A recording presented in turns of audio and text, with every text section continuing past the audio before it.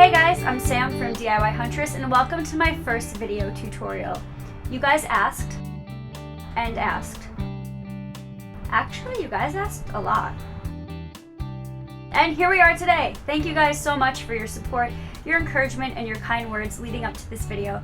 I am equally as excited and terrified for you to see this. Probably shouldn't say that. I am equally as excited and nervous about this video because, as you can see, it's taken me up to this point to actually put myself on YouTube. For those of you who follow my blog or follow me on social media, you will know how important budget-friendly projects are to me, mostly because I'm on a budget 100% of the time. Also, if you follow me, you will know that I am obsessed with pallet projects.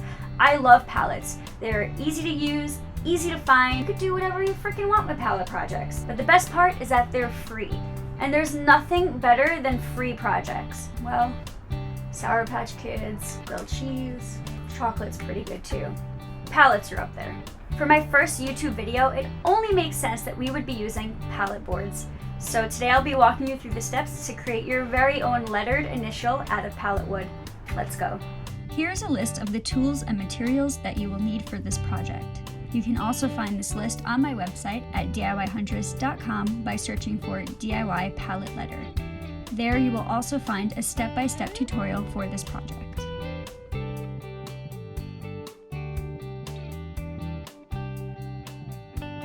First step is to deconstruct a pallet. Pick out boards that are similar in width. You can find information on my website about picking the perfect pallet that is safe for crafting. Next, print and cut out a letter of your choice. I use Photoshop to enlarge my letter R to 2 feet tall. Once the letter is cut out and you've run a dry fit, flip all of your pallet boards over. We will be working on the opposite side of the boards.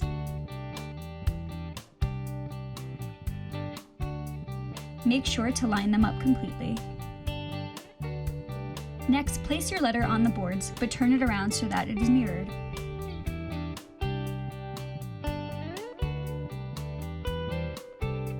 Once you figure out the perfect placement, use a pencil or marker to trace your letter onto the pallet wood. Repeat until the entire letter is traced.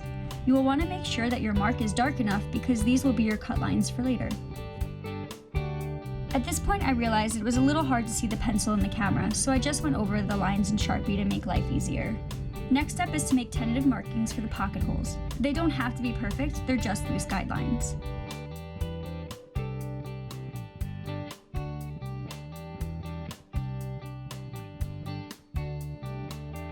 Once your pocket holes are marked, measure the width of your boards.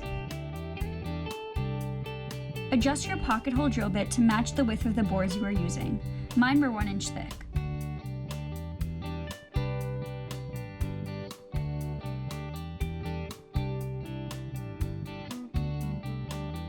Also be sure to adjust your pocket hole jig to the proper width of the boards.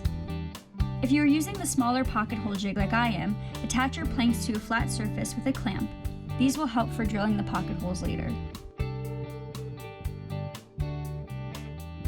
Next step is to match your jig with the markings that you made on your planks earlier in the process. Now, drill your pocket holes. If you use a different system or model than I did, you can follow the steps required for that model at this point in time. Here I use my DAP Rapid Fuse wood adhesive in addition to my pocket holes for added strength. It wasn't mandatory, but it's definitely an option to help keep everything strong. Next, place your boards in order. Line up the outline that you made with your letter.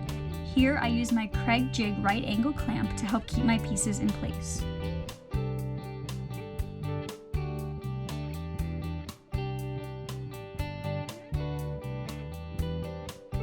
Of course, after clamping, I realized my pieces weren't lined up, so I just fixed them real quick. Use your pocket hole drive bit to attach your pocket hole screws. Once all of your boards are attached, use your jigsaw to follow the outline that you traced earlier. Using a clean-cut wood blade will help to reduce the amount of tear that occurs when you are cutting. Make sure to use proper safety equipment when using the jigsaw. For letters with insets, like my R, use a large drill bit to create holes where the jigsaw blade can fit, and then begin the cut. I did realize when editing this footage of me that cutting out the inset was missing, so apologies. I promise though, I just stuck the blade right into the holes that I drilled and followed the outlines. Once everything is cut, use a sander to smooth down the edges of your letter. At this point, you can also sand and stain.